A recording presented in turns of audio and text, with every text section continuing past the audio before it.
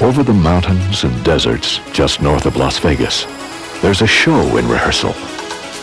A show that's been seen over the years by more than 250 million people. The performers have included some of America's best fighter pilots. They call themselves Thunderbirds. And their stage is the sky.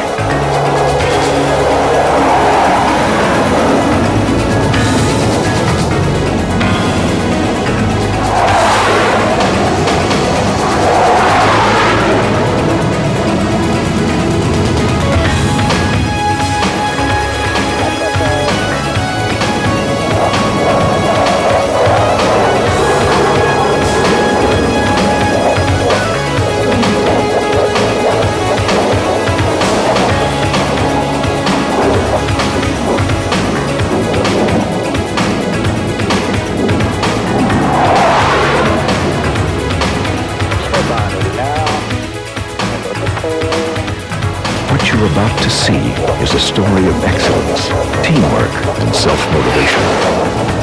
Our heroes are a group of unassuming men and women who are constantly striving to do their personal best. This is a story of high-tech machines, powerful and fast enough to fly at twice the speed of sound. Men and machines. As a team, they soar to the heights of their profession and represent the very best qualities of America's armed forces. Their dedication is as intense as the fire from their afterburners. And when all the team's talents are combined for an aerial demonstration, they truly bring the legend of the Thunderbird to life.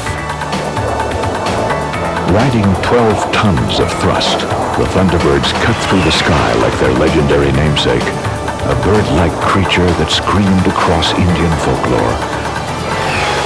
But God of lightning and thunder, who assured success in war and that good would triumph over evil.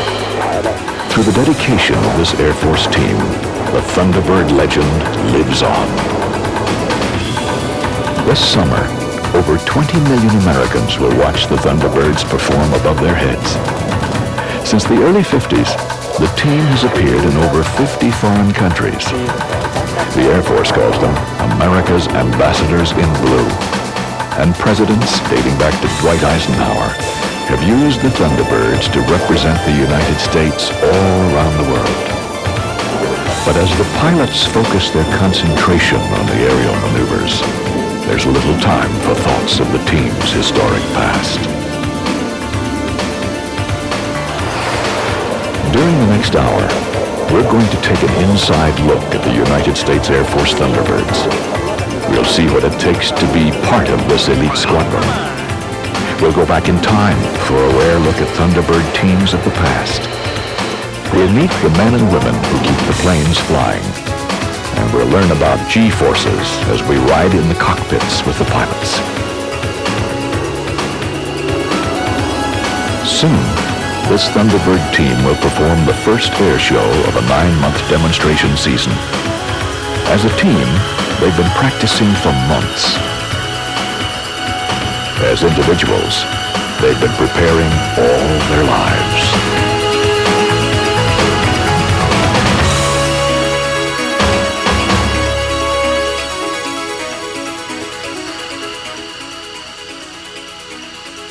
All right, it's our first low show at Nellis, first low show at a strange site, so you can see there's some little bit differences. Any comments on the takeoff? After every Thunderbird demonstration, the commander-leader of the team, who also flies the number 1 jet, guides his fellow pilots through a critique of their individual and team performance. With comments from the squadron's logistics officer, each maneuver from takeoff to landing is discussed and evaluated. Every rehearsal and performance is videotaped for these extensive debriefing sessions. Although there's some lighter moments, it's obvious that the Thunderbird pilots are their own toughest critics. But overall, I was pretty well pleased with the show today, and everybody did a pretty good job. We'll go out this afternoon and do better. Any questions?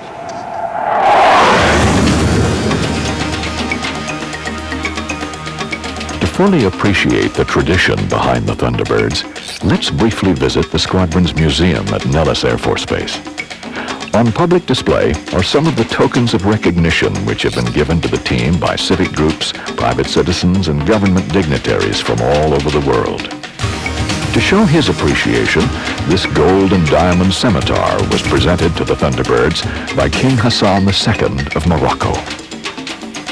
Handcrafted models and gifts reflect the heartfelt admiration of inspired Americans. The Thunderbirds have been the subject of literally hundreds of magazine and newspaper articles. And the walls of the museum are covered with the photographs of every Thunderbird team from the past to the present. They represent an impressive amount of flying talent. Retired General Dick Catledge commanded the first team flying the F-84. In May of 1953, I was stationed at Luke Air Force Base as a squadron commander. In May, Luke received a directive from headquarters USAF to form a dedicated air demonstration team. We would dedicate the pilots, air crews, and maintenance people to this mission. After about 2 weeks of having the mission on the base, I was selected as the leader of the first team. In selecting a name for the team, we decided to run a contest in the base newspaper. The name we actually selected was the Stardusters. And we used the name the Stardusters for about 1 month, and then our boss at command headquarters sent us a directive that said, I don't like that name. I'd like for you to name the team the Thunderbirds, since you're in the Phoenix area, and that's legendary in that area. The total team consisted of 5 demonstration pilots, 1 public information officer, 1 maintenance officer, and 30 maintenance personnel for the aircraft. We decided to keep the show right over the airstrip all the time. So we did about a 15-minute demonstration with a constant 4G back pressure on the stick. We were never out of sight of the crowd. We never flattened out. We did our turns right from one maneuver to another, 4G constantly. We had no restrictions. We were permitted to fly as low as we wanted to fly, do anything we wanted to do. So we had to practice self-discipline, and we had a very good record despite the lack of regulations and restrictions. We had no accidents. We did not scratch an airplane. In 1956, the Thunderbirds began flying the world's first supersonic jet fighter, the F-100 Super Sabre. Retired Colonel Hoot Gibson, a combat ace from the Korean War, took the team south of the border. I was fortunate enough during my tour on the Thunderbirds to be able to take them to South and Central America. We went to every country, and I remember we flew in Rio de Janeiro over Sugarloaf, and we had over 1 million people watch our show in Rio. But one of the most memorable shows was the one we flew in Paraguay. Stroessner is the president of Paraguay, and he asked me, would we break the sound barrier? And I said no, that we could not break the sound barrier because it would break the windows out of the houses and do some damage, which we didn't want to do. We were there for goodwill. And he said, well, what do I have to do how far around the airfield would it break the windows? And I said, 10, 12 miles. He said, well, I had them tape all the windows for a 12-mile radius of the airport, and I want you to open the show supersonic. So we did that. The morning we went out to the airfield, I noticed that all the windows, from the time we left the city of Asuncion to go to the airport, all the windows were taped, and we opened the show supersonic. But when we landed, the last 2,000 feet of the runway was covered with people. So when I rolled down the runway and rolled into the crowd, they just moved out of my way because I rolled in very slowly, because I kept going till number 6 called he'd landed and had a good shoot, and then I turned around and taxied back. To show the security we had, we landed on these airfields, we parked our airplanes, we left them set overnight, we had no guards, and we landed, and crowds all came out to the airfield, just like they do here in the United States. Came out and gathered around the airplanes, and we stood on the wings of the airplanes and signed our autographs. And it was really a goodwill tour, which it was supposed to be. And we think we created a lot of goodwill. Good morning, Las Vegas. It's 6:30 a.m., 55 chilly degrees, going all the way up this afternoon to the high 80s. If you're driving to work, avoid the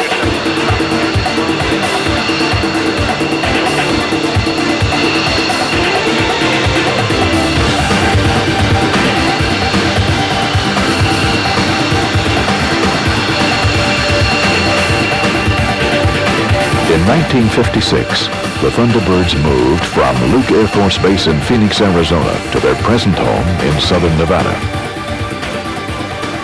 Nellis Air Force Base, a high-tech oasis perched in the sun-baked Mojave Desert. The disciplined lifestyles of the people who work here contrast with the celebrated glamour of nearby Las Vegas. At Nellis, thousands of men and women go about the very serious business of America's defense. This is one of the busiest military air bases in the world. Thousands of airmen have passed through Nellis over the years. During World War II, over 500 B-17 crewmen were graduated from its gunnery school every 5 weeks. In the Korean War, virtually every fighter pilot received his combat training on the vast ranges that surround Nellis Air Force Base. Today, in addition to maintaining combat-ready fighter squadrons, Nellis also hosts training exercises that involve virtually every type of military aircraft.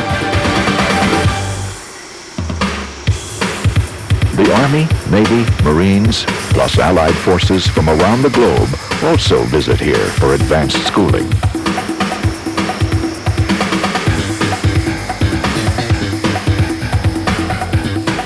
With access to over 3.5 million acres of ranges, Nellis has evolved into a mecca of higher learning for aerial combat. Not surprisingly, it's come to be known as the home of the fighter pilot.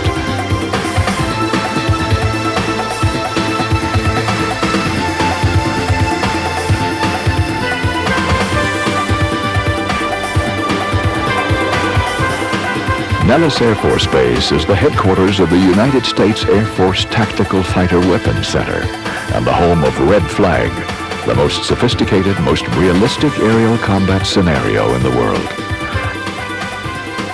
When a crew returns from a Red Flag exercise, they often feel like they've actually been at war.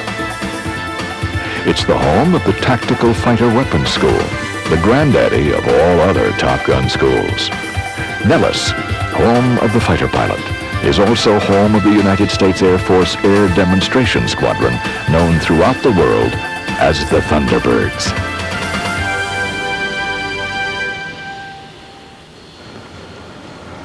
The emblem on the floor has a lot to do with pride and tradition. It's been there for a long, long time, and it symbolizes the Thunderbirds. For enlisted personnel, volunteering for the team doesn't guarantee the right to wear the Thunderbird emblem or patch. To earn that privilege, they must pass a 21-day trial period. It's a time when would-be team members learn by heart the traditions that will bind them to their fellow Thunderbirds. During the trial period, you're in here an hour prior to anybody else, doing different squadron details such as waxing and cleaning the patch, doing different brass items around, polishing up brass, sweeping floors, just details that are supposed to be done before anybody else gets here. The day I got patched, it was pouring rain and really cold out there. The wind was blowing, and a lot of things were going through my mind, like when to salute, what is going to ask me, just everything going through my mind, you know, what to say and what to do. And when they asked me what the commander of the Blue Angels was and what kind of aircraft to fly, who makes it, and what kind of support aircraft, I knew the answer and I knew that I'd get it right. It really felt good.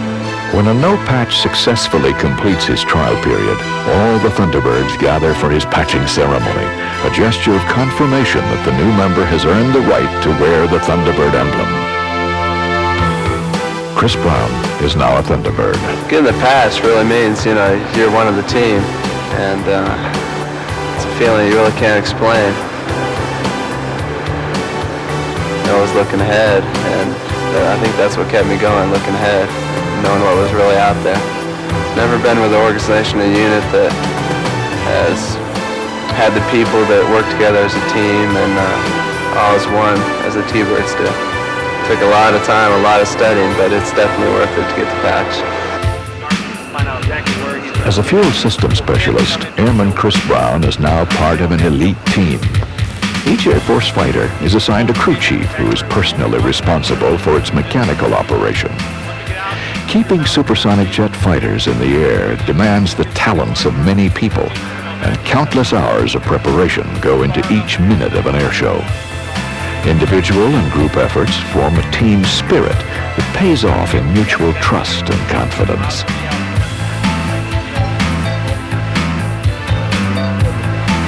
In the air, the pilot's actions are enjoyed by thousands of spectators below. But the crowd rarely notices the work of the ground crews who keep the planes flying. Thunderbird pilots don't perform the usual pre-flight checks that are standard procedure for all other Air Force pilots. That's the responsibility of a Thunderbird crew chief. Although the Air Force has many women aviators, there has never been a female fighter pilot. Congress forbids women from operating front-line fighting equipment, and fighters are definitely front-line. The F-16 is capable of maneuvers far beyond the tolerance of human endurance. When a pilot puts an aircraft into a tight turn, the laws of physics try to pull the blood from his upper body. Doing these high-G maneuvers, a 160-pound person can effectively weigh over 1,000 pounds. These physical demands on a fighter pilot can be overwhelming. To best explain G-forces, let's take a ride on one of America's top-rated roller coasters, the Thunderbolt, located at Pittsburgh's Kennywood Park. As the coaster crests the top of a hill, riders feel the hollow sensation of partial weightlessness, or a G-force of almost zero. When the roller coaster enters a steep bank, riders experience momentary forces of about 3 Gs. Now imagine controlling a jet 6 feet away from another aircraft under a constant pressure of 4 to 6 Gs. To become a demonstration pilot is what we call a special duty assignment in the Air Force. You have to be a volunteer for it. When Captain K.C. Scowell of Wilmar, Minnesota volunteered for the Thunderbirds, he was an instructor assigned to an F-5 squadron. Although he had logged over 1,800 hours in high-performance jets and had graduated as top gun from the Fighter Weapons Instructor course, he had never actually piloted an F-16. We realize they only get 1, maybe 2 shots at it, at the flying, so they're going to be a little bit nervous. Any left tendency, you push on the left, will tend to break that wing to the left. Okay. So just straight on back, and We just tell them to fly the best they can. After all, every time we go out in public, you're going to have some pressure on you.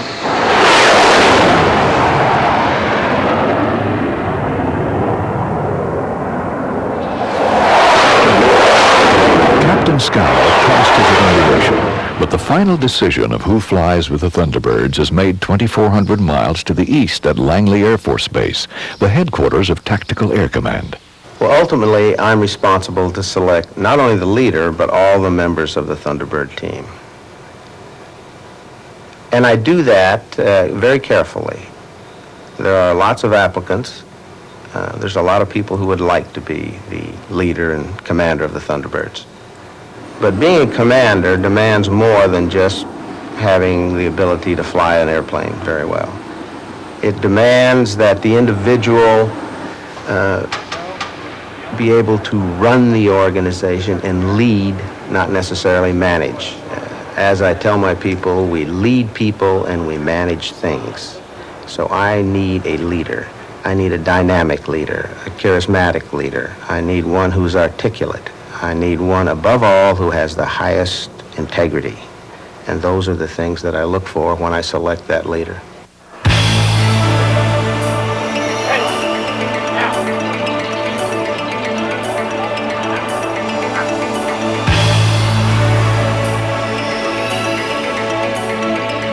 It's a special day at Nellis Air Force Base. In a few minutes, all runways will close while the Thunderbirds perform their final practice before the first scheduled air show of the season.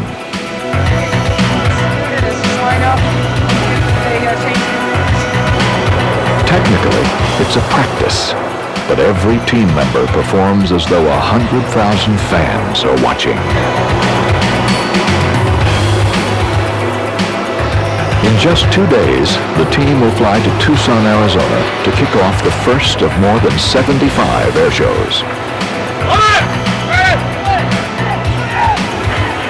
Emotions run high, not unlike those of a sports team taking the field before a big game.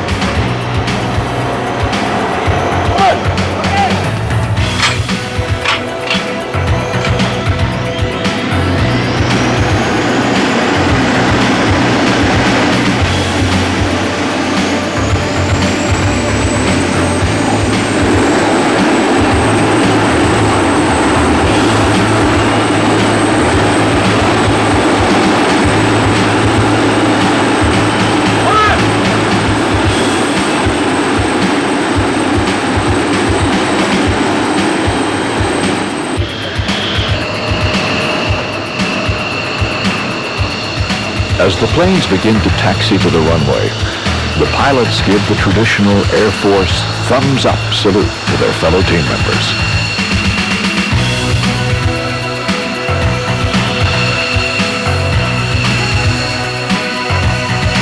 This year, the air show schedule will separate the team from their families and loved ones from late March until early November. It's all part of the job. It's all part of being a Thunderbird. Sometimes I wish he had a typical, if there is a typical job, like in the outside world. There are times, especially weekends it gets, when you see other people out with their families, especially Sundays, and he's never home on Sunday.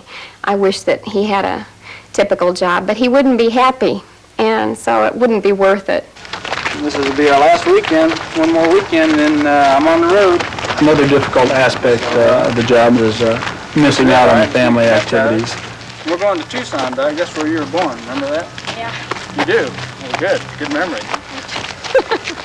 We're gone 200 days, and I have 2 young sons that require some of my attention, and so it's difficult to leave them behind and miss out on the soccer practices and the baseball practices and things where a father and son would normally do. You miss out on that for a couple of years. So when you are home, you try to make the best of that as you can. When I was trying out for this job, I didn't go out and try out for it without asking my wife first. She basically said, well, you know, it's going to be a hard time for us. It's going to be some sacrifice, but it's one of those opportunities that very few people get to do. So press ahead and go ahead and do it. And that's what we're doing. And so far we've been hanging in there and doing pretty good. And got 1 more year left. And then after that, it's all behind you, and it's just something you can look back upon. When he was working in his staff job, he was not happy. He's happy flying, and so I'd rather him have a job like this. And there's always the consolation that it's only for 2 years, whereas a lot of people have jobs like that, and they're always gone. So I have 2 years to return to normal. Thunder 1, taxi position hold, runway 3 right.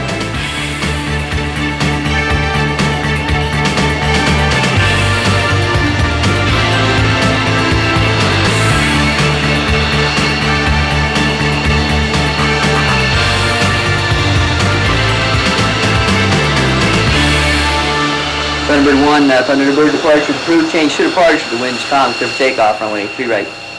Full ready, 7. Stand by, boss. You're on. Thunderbirds check. 2, 3, 4, 5, 6. Flight front them up. Thunderbirds, release folks. Ready now. The throttles are pushed forward, and the brakes are released. The final practice session begins. For 30 minutes, the sky over Nellis Air Force Base comes alive as the 6 F-16s perform their aerial ballet.